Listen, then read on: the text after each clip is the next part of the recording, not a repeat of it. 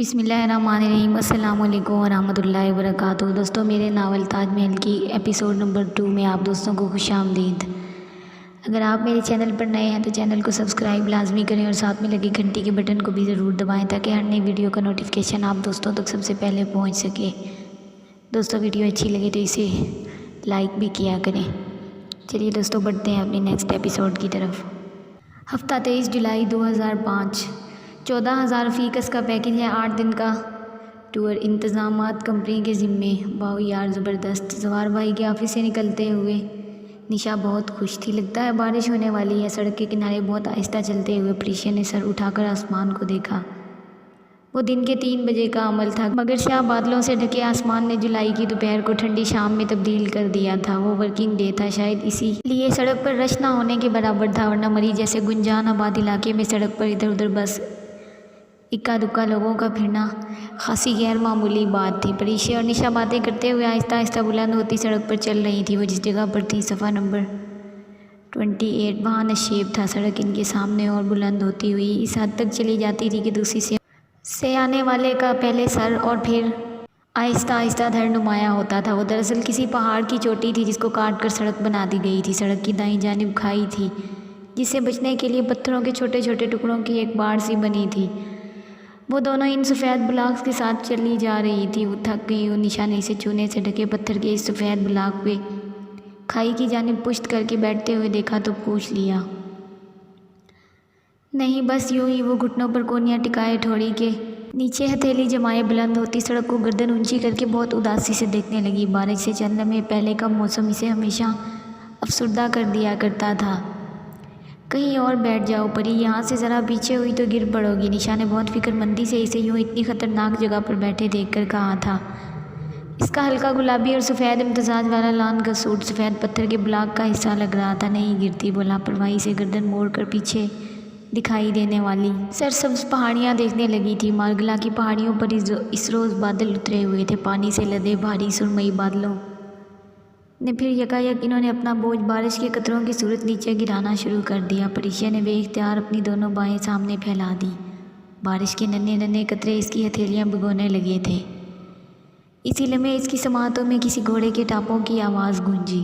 اس نے ہتھیلیاں نیچے گرا دی اور کسی خواب کسی کیفیت میں سر اٹھا کر بلند ہوتی سڑک کو دیکھا۔ اس بلندی سے پیچھے کا منظر اس کی نگاہوں سے اوجھل تھا۔ ٹاپوں کی آواز وہیں سے آ رہی تھی۔ وہ یکٹک بلندی کی جانب جاتی سڑک کو دیکھے گئی۔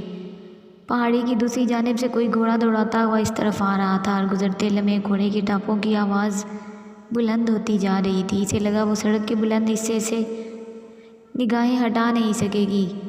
وقت جیسے وہیں ٹھہر سا گیا تھا، لمحے تھم گئے تھے، بارش کے قطرے فضا میں رک گئے تھے، ہر طرف خاموشی تھی۔ آنے والے کا سر پہلے نمایاں ہوا تھا۔ وہ گھوڑے کی باگ تھامے اسے بہت مہارت سے سڑک پر دوڑاتا نشیب کی سمت آ رہا تھا۔ اس کا گھوڑا سفید تھا، چونے کے پتھر بلاک سے بھی زیادہ سفید اور چمکدار۔ وہ اسی طرف آ رہا تھا۔ اس کی نظریں اپنے گھوڑے پر تھیں، وہ پلکیں جھپکائے بغیر اسے دیکھے گئی۔ اتنی دور سے بھی وہ دیکھ سکتی تھی کہ گھوڑے سوار کی آنکھوں کا رنگ ہلکا تھا، ہلکا اور بہت چمکدار۔ اس کی رنگت سنہری مائل سرخ و سفید تھی، ناک کھڑی اور یونانی طرز کی تھی، مغرور بلند مغرور ناک۔ اس نے آدھی آستینوں والی نیلی شرٹ کے اوپر سفید بازوؤں والی سفید لیدر جیکٹ جس کی بہت ساری جیبیں تھیں پہن رکھی تھی۔ گردن کے گرد خوبصورت سرخ رنگ کا مفلر بندھا تھا۔ جیکٹ اور مفلر ہلکے مٹیریل کے تھے جن کا مقصد سردی سے بچاؤ نہیں بلکہ یوں ہی فیشن اور سٹائل تھا۔ برستی بارش میں اس کے بھورے بال ماتھے پر چپکے ہوئے تھے، مگر وہ جیسے ہر چیز سے بے نیاز اپنے سفید گھوڑے کی جانب متوجہ تھا۔ اس نے اپنا گھوڑا ان دونوں کے قریب سفید بلاکس کے ساتھ روک دیا اور گردن ترچھی کر کے عقب میں موجود پہاڑیوں کو دیکھنے لگا۔ وہ پیچھے والے مناظر سے جیسے غیر مطمئن سا تھا کہ شاید گھوڑا کھڑا کرنے کی کوئی صحیح جگہ نہیں مل رہی تھی۔ بارش رک چکی تھی، ہوا پھر سے چلنے لگی۔ پری کے گیلے بال اس کے چہرے کو چھو رہے تھے، مگر وہ تو اس شخص سے نگاہیں ہٹا ہی نہیں پا رہی تھی۔ وہ اب ایک جگہ گھوڑا کھڑا کر کے مطمئن سا ہو گیا تھا، تبھی گردن میں لٹکتے کور سے کیمرہ باہر نکالا اور چہرے کا رخ ان دونوں کی جانب کیا۔ بات سنو، اس نے پریشا کو براہ راست مخاطب کیا تھا۔ اس پل جیسے کوئی طلسم سا ٹوٹا، سحر خواب خیال سب کچھ ختم ہو گیا۔ وہ جیسے اب ہوش میں آئی اور چونک کر اٹھ کھڑی ہوئی تھی۔ جی، اس نے اپنے ازلی پر اعتماد انداز میں سنجیدگی سے جواب دیا۔ اسے خود پر حیرت ہوئی تھی کہ وہ اتنی بے خود اور محصور کیوں ہو گئی تھی۔ گھوڑے سوار نے اپنا کیمرہ اس کی جانب بڑھایا۔ کیا تم میری ایک تصویر اتار سکتی ہو؟ وہ شستہ انگریزی میں اس سے مخاطب تھا۔ اس کا سر خود بخود اس بات میں ہل گیا۔ اس نے کیمرہ تھام لیا۔ سنو، پکچر یوں کھینچنا کہ یہ گھوڑا اور پیچھے والے پہاڑ اچھی طرح آئیں۔ وہ جو اتنی دیر سے غالباً اس تصویر کے لیے ہی گھوڑا مناسب جگہ پر کھڑا کر رہا تھا، بہت مہذب انداز میں ہدایات دیتے ہوئے بولا۔ اس نے کیمرے کو دیکھا، بالکل ویسا ہی اولمپکس کا ڈیجیٹل کیمرہ وہ بھی استعمال کرتی تھی۔ اس نے کیمرہ چہرے کے سامنے لا کر اس کی LED اسکرین کو دیکھا اور پھر ریڈی کہے بغیر تصویر کھینچ لی۔ تمہارا شکریہ، مگر کیا یہ پہاڑ آئے تھے؟ بغیر ریڈی کہے تصویر کھینچنے پر اس اجنبی گھوڑا سوار نے قدرے بے چینی سے پوچھا۔ اس نے ایک نظر اس کی شہد رنگ آنکھوں میں دیکھا اور پھر سر ہلا دیا۔ ہاں، بہت خوبصورت تصویر آئی ہے۔ نشا نے پریشے کے ہاتھ میں کیمرے کی اسکرین پر موجود تصویر دیکھ کر کہا تو اسے خیال آیا کہ نشا بھی وہاں موجود تھی۔ ویسے یہ تمہارا گھوڑا ہے؟ نشا نے یہی اگلی بات کی تھی۔ نہیں، یہ میں نے کرائے پر ایک آدمی سے لیا ہے۔ اصولاً اسے گھوڑے کی باگھ تھامے میرے ہمراہ چلنا چاہیے تھا، مگر میں اس کو بھگا کر لے آیا ہوں۔ وہ شکل سے بہت مغرور لگتا تھا۔ اس وقت بہت بے تکلفی کے ساتھ انگریزی میں بات کر رہا تھا۔ انگریزی؟ پری نے غور سے اسے دیکھا۔ وہ انگریزی کیوں بول رہا تھا؟ اسے غور سے دیکھنے پر احساس ہوا کہ گھوڑے پر سوار وہ بھورے بالوں اور گوری رنگت والا خوبصورت مرد پاکستانی نہیں، کوئی غیر ملکی تھا۔ وہ اس کی شناخت کے متعلق صحیح اندازہ نہیں کر پا رہی تھی۔ تم دونوں ایک منٹ ٹھہرو، میں اس آدمی کو اس کا گھوڑا واپس کر آؤں۔ اس نے پھر مہارت سے گھوڑا موڑا اور اس سے بلند ہوتی سڑک کی طرف بھگا کر لے گیا۔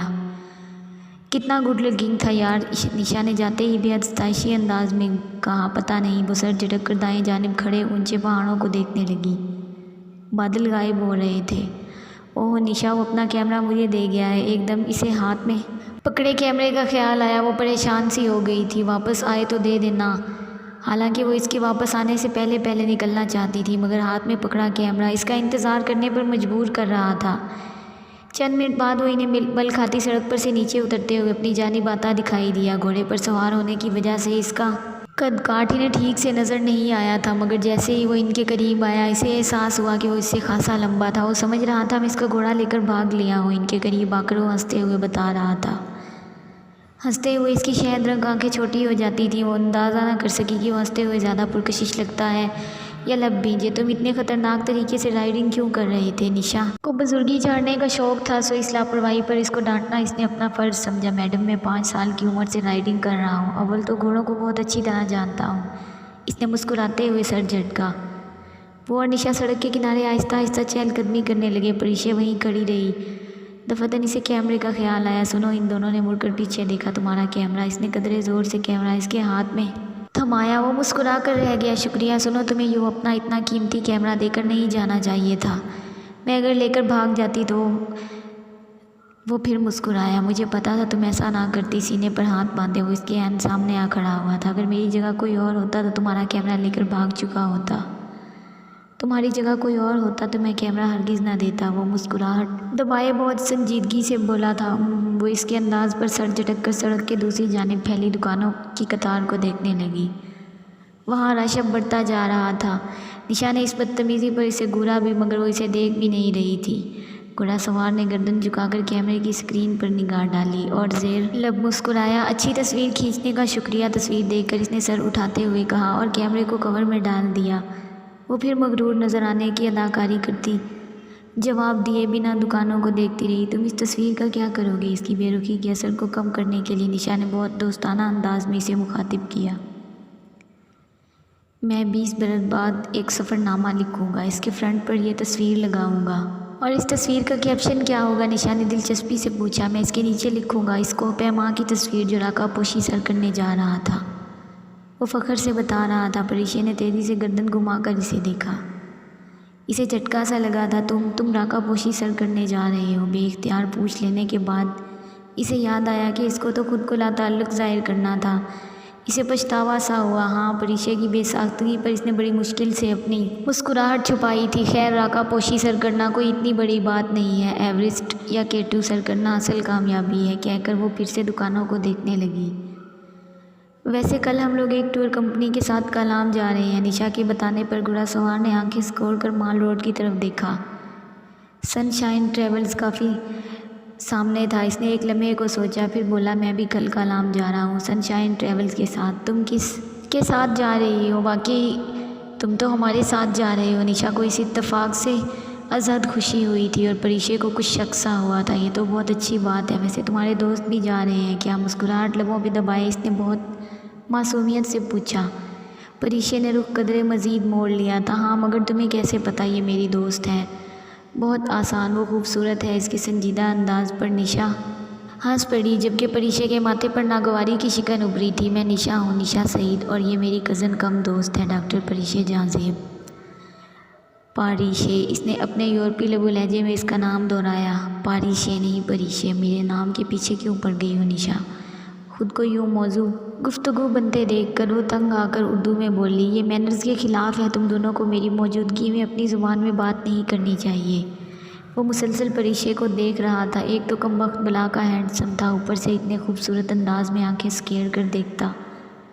وہ خواہ مخواہ کنفیوز ہونے لگی تھی۔ مطلب کیا ہوا تمہاری کزن کے نام کا؟ پری چہرہ لڑکی، یہ ایران کی ایک شہزادی کا نام تھا، اس لیے تو میں اس کو پری کہتی ہوں۔ تمہاری کزن پر سوٹ بھی کرتا ہے پری، مطلب فیری، ہماری زبان میں بھی فیری کو پری کہا جاتا ہے۔ تم نے اپنا تعارف نہیں کرایا۔ اوہ سوری، میں افق ارسلان ہوں، ترکی سے آیا ہوں۔ ویسے پیشے کے لحاظ سے انجینئر ہوں، مگر ساتھ ساتھ ایک تجربہ کار کلائمبر بھی ہوں۔ تمہارے پاکستان میں دنیا کے سب سے خوبصورت پہاڑ راکا پوشی کے لیے آیا ہوں۔ اس نے جھک کر اپنا تعارف کرایا۔ اور تم لوگ کیا کرتی ہو؟ نشا، ہمیں دیر ہو رہی ہے، میں گاڑی کی طرف جا رہی ہوں، چلنا ہے تو چلو۔ قدرے غصے سے کہہ کر وہ کھٹ کھٹ کرتی گاڑی کی طرف آ گئی۔ عجلت میں افق ارسلان کو خدا حافظ کہہ کر نشا دوڑتے قدموں کے ساتھ اس تک پہنچی تھی۔ تمہارا مسئلہ کیا ہے نشی؟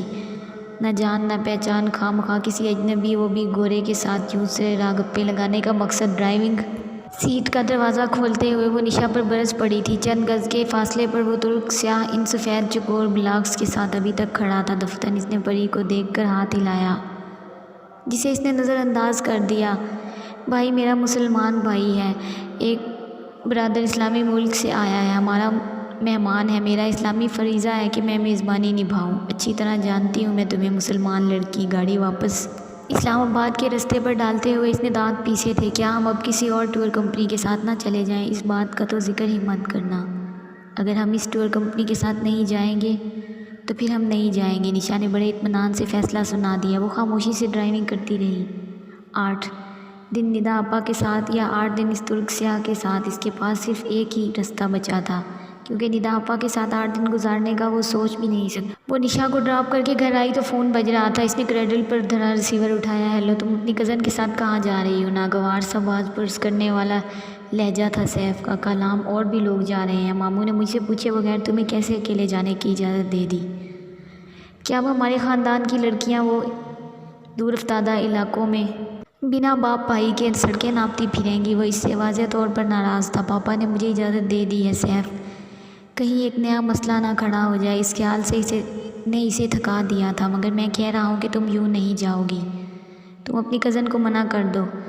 تحکم بھرا انداز، وہ بے بسی سے لب کاٹ کر رہ گئی۔ ہم اسکول میں بھی تو ٹورز کے ساتھ چلے جاتے تھے، ایک قابل اعتماد ٹریول ایجنسی کے ساتھ۔ یہ یوکے نہیں ہے پریشے، اس کا انداز دو ٹوک تھا۔ میں بس تم اپنی کزن کو منع کر دو۔ اچھا۔ پریشے نے فون رکھ دیا، چند لمحے آزردگی سے فون کو دیکھتی رہی، پھر نشا کا نمبر ملایا۔ میری آواز سنے بغیر چین نہیں آ رہا جو گھر پہنچتے ہی فون کھڑکا رہی ہوں؟ نشا، میں کلام نہ جاؤں تو؟ نشا ایک لمحے کو چپ سی ہو گئی۔ پری، وہ کچھ دیر بعد بولی تھی، وہ ایک اچھا انسان ہے، تم اس کے ساتھ انکمفرٹیبل فیل نہیں کرو گی؟ بلیو می پری، نہیں نشا، سیف نے منع کیا ہے۔ وٹ دا ہیل، اس کا پارا ہائی ہو گیا تھا۔ وہ ہوتا کون ہے تمہیں منع کرنے والا؟ میں ابھی تک تمہاری منگنی کو قبول نہیں کر سکی، تم دونوں ایک دوسرے کے لیے ہو ہی نہیں، لیکن تم نے شاید شادی سے پہلے ہی اس کی غلامی قبول کر لی ہے۔ ٹھیک ہے فائن، میں یوں ہی تمہارے لیے ہلکان ہوتی ہوں۔ جہنم میں جاؤ تم، جہنم میں جائے سیف، جہنم میں جائے فکر۔ ایک پسمردہ مسکراہٹ پریشے کے لبوں پر بکھر گئی تھی۔ میں نے اس کی غلامی نہیں قبول کی، اور سنو، میں نے پروگرام ابھی کینسل نہیں کیا، لیکن اگر تم نے میرے نام کے ساتھ افق کا نام پھر لیا تو میں پروگرام کینسل کر ہی دوں گی۔ مزید کچھ کہے بغیر اس نے فون رکھ دیا تھا۔ اسے سیف کے غصے کی پرواہ نہ تھی۔ کلام سے واپسی کے بعد اس کی شادی ہو ہی جانی تھی، دل تو تب مر ہی جانا تھا، اور شاید سیف جیسے انسان کے ساتھ زندگی کی شروعات کرنے کے بعد اسے کسی کی بھی پرواہ نہ رہے، نہ دکھ کی نہ خوشی کی، شاید تب وہ بے حس ہو جائے۔ مگر اس بے حسی کے دور کا آغاز سے قبل صرف 8 دن وہ زندگی کے ساتھ گزارنا چاہتی تھی۔ جاری ہے دوستوں، اگر آپ کو ویڈیو پسند آئے تو اسے اپنے دوستوں کے ساتھ شیئر بھی لازمی کیا کریں، اور ویڈیو اچھی لگے تو لائک بھی کیا کریں۔ اپنا خیال رکھیں، دعاؤں میں یاد رکھیں، میرے چینل کو اسی طرح سے سپورٹ کرتے رہیں، شکریہ۔